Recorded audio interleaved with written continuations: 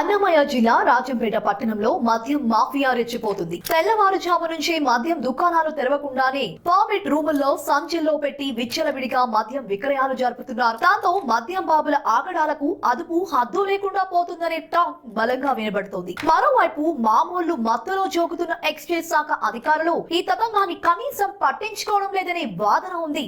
ప్రతిరోజు తెల్లవారుజామున టీ దుకాణాలతో సమానంగా మద్యం అమ్మకాలు సైతం మొదలవుతున్నాయి. పట్టణంలో కొత్త బస్టాండ్ సమీపంలోని రఘు వైన్స్ లో మంగళవారం తెల్లవారుజామున మద్యం షాపు మూసి ఉన్నప్పటికీ పక్కనే ఉన్న పర్మిట్ రూముల్లో గోతాల్లో పెట్టి మద్యం అమ్మకాలు విచ్చలవిడిగా నిర్వహిస్తున్న తీరు స్టూడియో 18 న్యూస్ నిఘా నేత్రానికి చిక్కింది.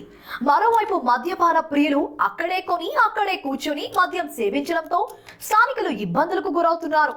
నిబంధనలకు విరుద్ధంగా మద్యం అమ్మకాలపై విమర్శలు వస్తున్నా ఎక్సైజ్ శాఖ పట్టించుకోకపోవడంపై విమర్శలు వినిపిస్తున్నాయి.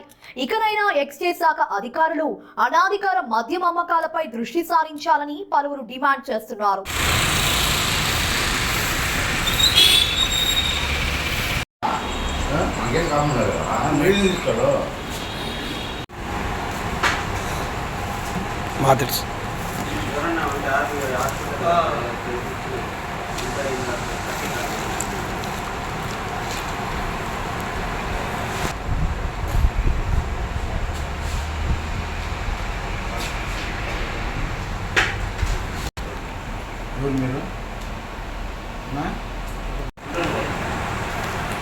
ఓపెన్ చేయండి.